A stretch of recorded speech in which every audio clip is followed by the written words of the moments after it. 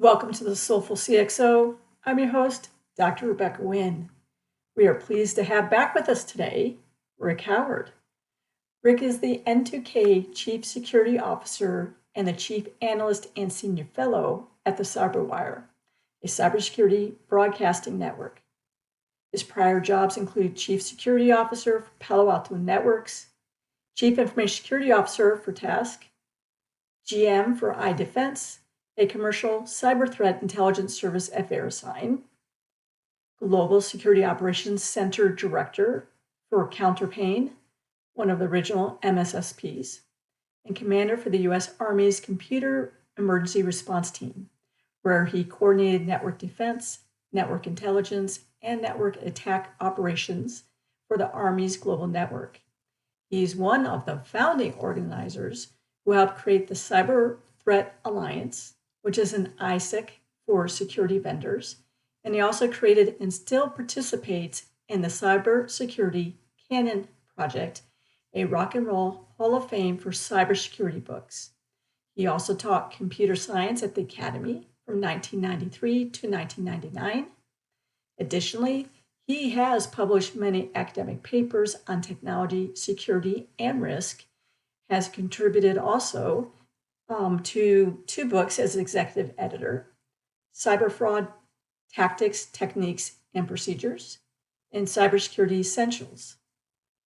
And in April 2023, he released his own book, which is an excellent read, highly recommend it, Cybersecurity First Principles, a Reboot Strategy and Tactics. Rick, my friend, sometimes mentor, it's great seeing you again. Welcome back to the show. Well, I'm sorry you had to read all that. God, thanks for all those kind words. I have to ask you, I know that you've talked about it a couple of times, so just for our audience, can you go back about, hey, I wanted to get out of high school early and go to U.S. Air Force and all that. Can you kind of walk us through briefly your career? I think that's a great story. I grew up in South Dakota, and the main job you get there in my little hometown was gold mining back in the day. And I knew I did not want to do that. The only ticket I had to get out of there, because we weren't poor by any means, but we weren't rich either. So going to college, I was gonna have to do that on my own, and I couldn't afford it. So I joined the service in the early entry program, and joined the Air Force because I didn't know any better. Right. And then I got this opportunity because if someone pulled some strings for me, somebody who took care of me, Helen Morganti, right? She liked me for some reason. I wasn't a great student. I wasn't anything like that, but she took me under her wing, and she orchestrated an appointment to the U.S. Army's preparatory school, which is a school designed to get enlisted people ready to go up to West Point to become officers. So the whole purpose of the program is to update your math and English skills so you can do well at the school. And, I had no business getting that, but she did pull those strings for me. And so that's how I got in the U.S. Army. That's how I got to go to the West Point to become an officer. So yeah, thank you, Helen Morganti. Yeah, I think that's great. And by the way, I've done a stint up at West Point as well, too, way after you. I did the medical treatment facility upgrade up there. Love it. Oh, did you really? I did not know that, or at least I forgot about that. Yeah, you were at Fort Belvoir. I did the new community hospital from the ground all the way up. So yeah, when I was looking at this, you and I crossed paths. I was just crossed so many years after you, doing everything I was doing for the U.S. government under NCI information systems. So again, thank you for your service. No, thank you. I know we were talking briefly before how much, education is really important. I'm always like, the more you know, you don't know. So teach me. I'm glad that you also mentioned mentors, because I think it's really important how we realize that you have people come across your path. You're either there to help them or they're there to help you. But, how do you go about, mentoring others, or how do you go about even finding mentors yourself? How does that happen for you? Because I think it's really important for people today to realize that we're not in an island. We can get through the cyber war, but only if we work together. Yeah, I'm with you. I totally believe in mentorship. I couldn't have got to where I am now without people above me, taking an interest and help, pave the way. So I think it's part of giving back that you do that yourself. We all do it as security professionals, right? But what typically happens to me is somebody will reach out and say, I have a question about X or Y or Z, right? And then we'll get to talking either email or over the phone or something. And then they will ask if I could, routinely meet with them. And which I love to do, because mostly when they're younger folks, They have a fresh new perspective on things. And you talk to old people like us, we're kind of set in our ways, right? So a young person will come in and say, well, why do you do that? And then you have to really think about that. So the way I set it up, though, is we set up a regular cadence. The mentee comes up with a question and then that they want to talk about, and then we'll just have a regular conversation about that. So I try to do as many of those as people want to do them. But the onus is on the mentee, right, to come up with the things they want to talk about. So that has worked out for me over the years. I don't know. How many are you doing these days? I usually got 5 or 6 going on at any given time. Yeah, I have 5 or 6, and it's interesting because people know that I've spent the last couple of years really getting into wellness a lot more. I think you're only as good as resilient as yourself. Not all companies did that. So some of them they're not even directly in our cyber field, but they're in other fields. And it's like, how can I go about getting my health in check, my family in check? And I went ahead and became certified health and career coach as well, too, just so I could do that better. Oh, that's good. Yeah. I have a similar thing for military people transitioning to the civilian world, not necessarily security, but, just some of the obstacles to look out for. So I have a handful of those folks, too, that I advise as they make the transition.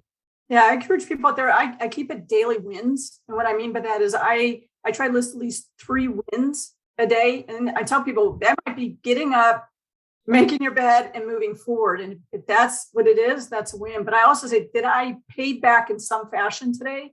Did I add value to someone's life? And I tell people that could even be just someone's having a hard day and you're just saying, hey, I really do appreciate you're doing great. Maybe tell me what the groceries, but did I do something to add value? And you can do that beyond your field and have a very positive ripple effect. And I think that's also very important to do. Well, I get a lot out of it too. Like I said before, one of the things you have to do in our career is network and communicate.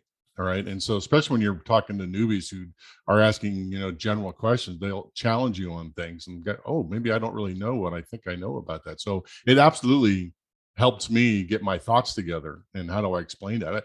And I think you and I've talked about this before. One of the best skills you can hone is to communicate really complex ideas to smart people, but who are not necessarily familiar with the idea. So if you have that kind of a skill set, you will do well in any field, but especially cybersecurity.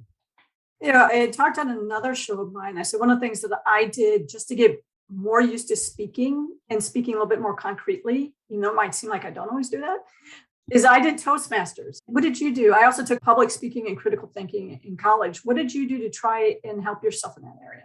Well, a couple of things, right? One is just go do it. Go speak, right? There's 1,000 cybersecurity conferences going on at any given time, and they're always looking for people to speak. Come up with an idea, have a fresh idea, and figure out how to communicate it. So when you do 10,000 hours, Max, Malcolm Gladwell, you start to get good at that kind of thing. But I will tell you also, all right, is part of that hand in hand is being able to write. Not write the novel like a Stephen King novel or something like that, but you have to be able to communicate what you know to people that don't know what you know in writing. So you have to practice. You just don't do that on the fly, right? And so the way I started doing it was writing book reviews for books that I like, not just security books, but any kind of book, right? Whenever I finish a book, I always take the time to write down my thoughts so I can remember what the hell I read, 10 years from now. And that helps me hone the craft. But for people just starting, there's lots of places you can put your thoughts. Like LinkedIn they'll take anybody. You can write your essay on whatever you want to write about. And that helps you, practice your craft. So writing and speaking, you just have to practice them. I absolutely agree. I keep a notebook myself. And so every time I'm reading a book, I'm like, whoa, that was poignant. Yeah. That's poignant, but this is how Rebecca would say it. And so yeah. Books on that. Exactly right. And the secret tool I use is I read my books with Kindles or a Kindle reader, because you can highlight packages and you can take notes on it. So you don't have to, find the book, write it down yourself. So that saves me an immense amount of time. So that's my secret for people trying to do this some stuff themselves. That's excellent. And I tell people, you always have to remember too, if you're going to communicate, and I know you did this even on your bio to me, even though I changed a little bit, is do you need 100 words? Do you need 144 words? Yeah. 250 words or 500 words? And that's good practice as well too, on how pithy do I need to be in my communication. I do have a recommendation for a book. If you're struggling with writing and you don't know how to do it, one of my favorite authors is Stephen King, because I like horror stories, right? But he wrote a book called On Writing, and he talks about his craft, and if you like his stuff, he refers to his books and his movies as he's writing this story, right? But he tells you about sentences and passive versus active and what you should be trying to do, and it's just very enjoyable. I hand that book to any newbie coming into my organization. Oh, awesome. Thank you for that. When we talk about communication in the workplace, one of the things my pet peeve is, and anybody who works with me, is keeping emails on topic. What is the subject line? What are they looking for, their information? And then if you're going to be changing topics, write a new email. Yeah. How do you coach people, and how do you feel about, unfortunately, bad practices or really getting into the communications within business? Well, I'm pretty strict about that kind of stuff, especially, if you don't tell me what you want me to do in the first line, I'm not reading that thing. All right. And so if you want me to make a decision about something, you better tell me what decision you want for that. I'm an old military guy. They beat it into you. Okay. That something called bottom line up front, bluff. Right. And so before I even say, hey, Rebecca, how you doing? And all that in an email, the bottom line up front is I need a decision on this thing by X date. All right. So they know what I'm asking for. And if I don't get that from people sending me notes, I tell them to rewrite it. And I would tell everybody he does do that. Somebody's like, here's the subject line, bottom line, when you need our feedback. And it's put your request up front, because I don't always, even though I like to write dissertations too, I don't always have time to read your 5 or 10 page dissertation to try and figure out what you're asking me. Yeah. Put that first. And what I do is, this is what I need. And by the way, then I always do like a break. And then I'll say, here's details. Yeah. The email body is, the explanation of all those things. Right. But if the person doesn't have time for that, then at least they know what they got to do. That's great. We talk about you being, and I always have to ask this, being a cyber strategist, an analyst, as well as a cybersecurity officer or chief information security officer. And I know there's people out there scratching. I'm like, what does a strategy officer really do that's different from the tactical, from the CISO? How do you view those separately? And how should we as leaders think about when we have to switch hats? Because it's hard to be only one faceted anymore in today's world. Well, yeah, I think you have to do all those things, right? But your title, I've been some kind of CISO like 3 times officially, 4 times if you count my Army time, right? So, and there's chief security officers, and there's chief information security officers. But I think all of those folks have to know a little bit about strategy and a little bit about tactics, right? My experience is the chief security officer has a larger responsibility. They're not just doing information security. They're also probably thinking about risk and physical security and, all kinds of other things. Whereas a chief information security officer normally, is just dealing with digital information. So that's not always the case. I've seen lots of exceptions.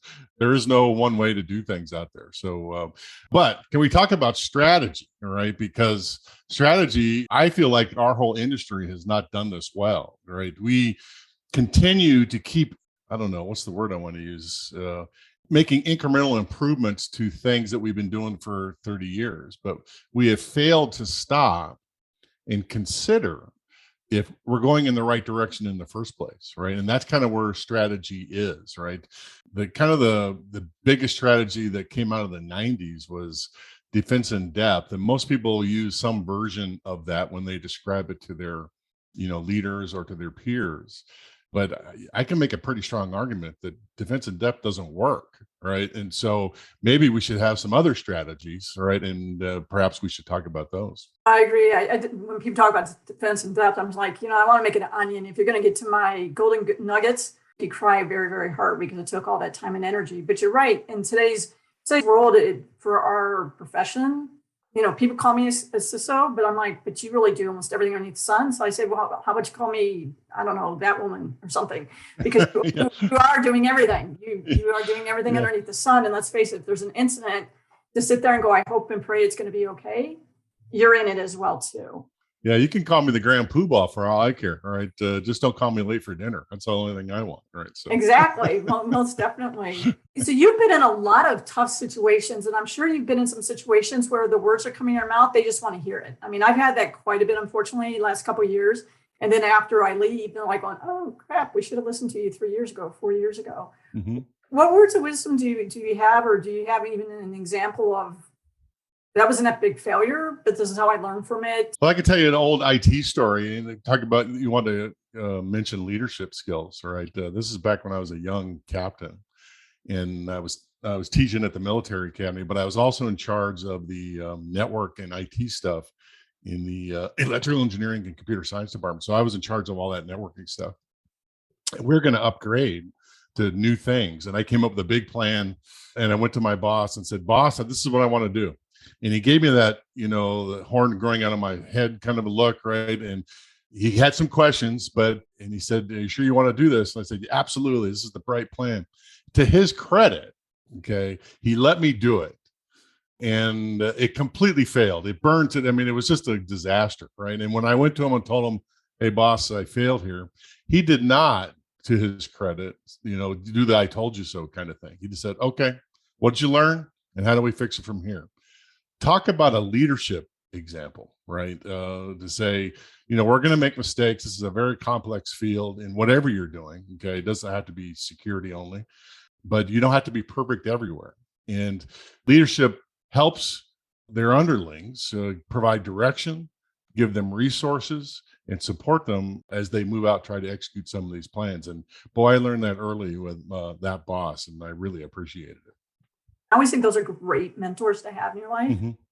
But as we talk about CISOs too, and the fast pace that's changing right now, one of the things people ask me is, how come CISOs change so frequently? I said, it's not always that you want to, but sometimes you just realize that, you're pushing the boulder uphill, and you're the one who keeps getting smashed by it over and over again. So it's either like, at times it's like the criteria expectations for you, there's no way you ever can meet it. Or there's not that mentorship on knowing that you're not going to be perfect all the time. Risk is out there all the time. And then they don't have any leeway as much as they do for a CIO or CTO to, live and learn. What words of wisdom do you have for people who are trying to put up with that? Or how do you even think that we needed to change that conversation? Because people do talk about that. People are spending out 15 months now, sometimes even earlier because of that, with lack of support. Two things there, right? One is, first, just corporate officers change out pretty fast, right? At my last gig, I was the CSO of Palo Alto Networks. I was there for 6 years, but a new CEO came in, all right, and he had a different idea for what I should be doing.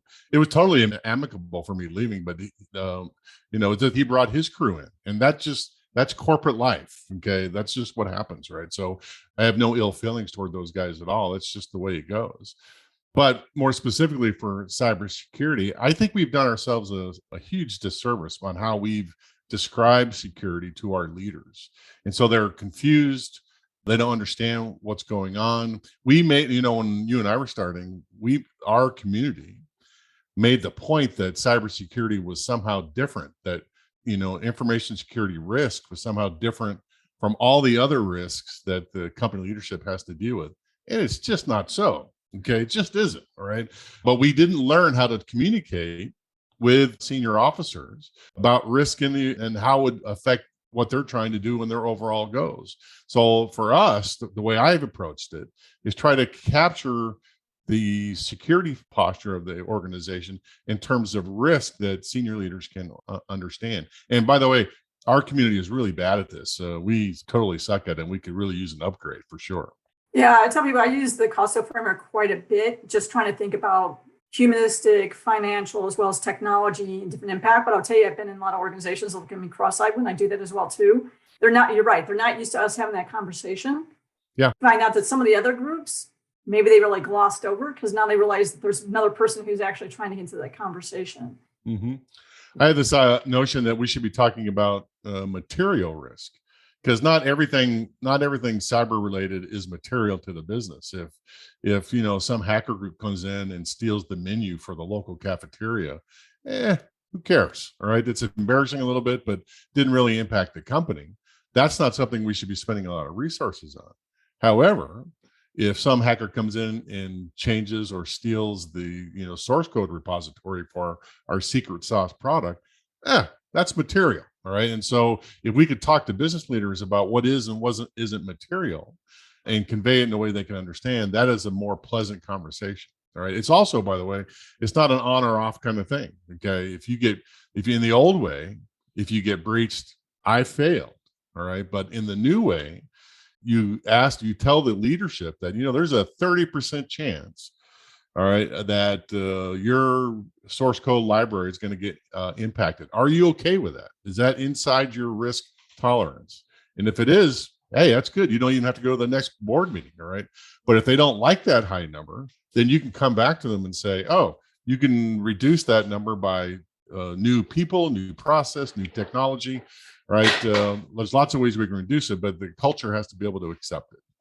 Yeah, I was consulting with the company just right here a couple of days ago. And one of the things they were, obviously their cyber strategy and what was going on before this new CIO came on has to take a look at it, because it's pretty honest with you, it's kind of crazy. But they said, oh yeah, by the way, we had a pen test. And I said, what was tested? What was the scope? And they said, well, we have this many endpoints and this many printers, all that kind of stuff. And I said, yes. I said, did they just test that it was on? Because that would be a pen test too. Was it on or off? And that's the other thing too. I don't think we always have clarity on if we're going to test something, if we're going to do something, why? What's the so what? What is it more than just a checkbox? Cybersecurity training should not be a checkbox, for example. How do you usually deal with those type of attitudes on how do we just security compliance and privacy off our back? Not that we want to make a change to the culture. Well, I mean, I'm probably in the minority here, but penetration tests are not the first thing I'm going to reach for. They're not that useful, right? In the old days, when we had to convince leadership that there may be an issue, just to show them some success. But today, you can look at any news headline and show that hackers are having success out there. So that isn't useful.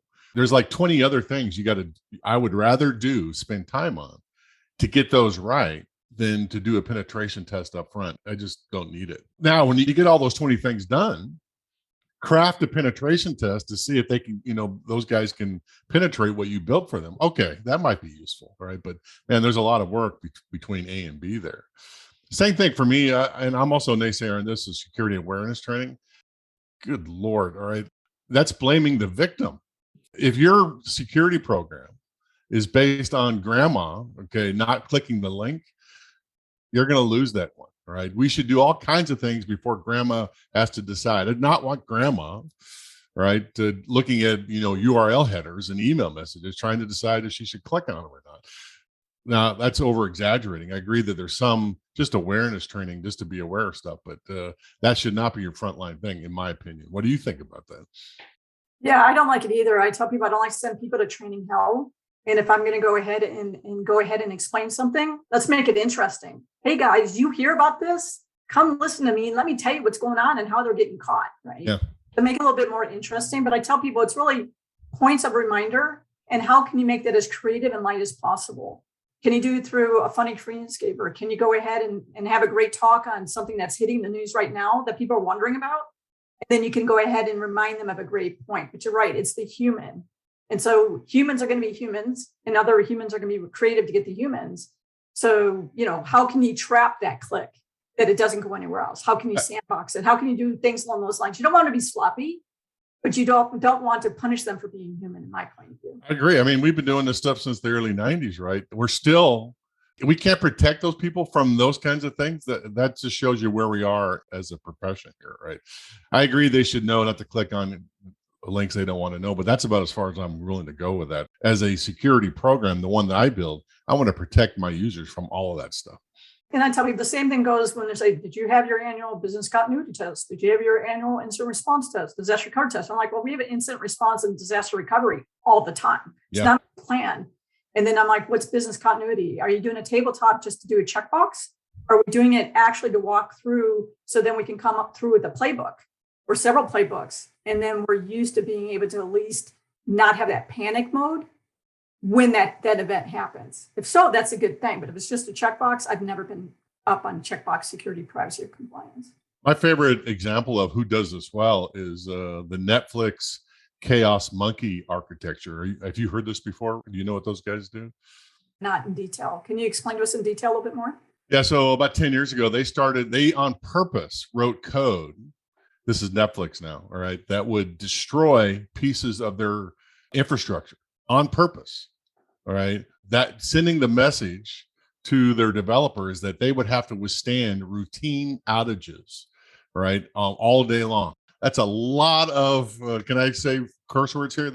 That's big balls. All right. I would never do that. All right. But that is taking it to the extreme. All right. That they continuously practice recovery operations and resilience every day because they know something's going to fail every day, right? And by the way, it seems to work because I never see, any kind of outages in here, and so it must work for them.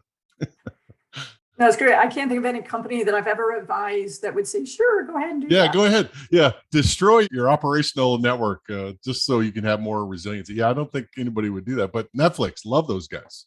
Well, our time has totally run short. I want to thank everybody for joining us for today's episode. I want to thank Rick for his time. Please go ahead and look at the description. That's where you find the contact information for Rick and his company, as well as other resources. Please like, subscribe, and share the show. Also, make sure you check out and subscribe to the Soulful CXO newsletter, available on LinkedIn, as well as every other week. I usually post a brand new article with great insights. Rick, thank you so much for being on the show. Yeah, okay. I'm easy to find. I work at the CyberWire, as you can see from my background there. So go to the website and you can find me there.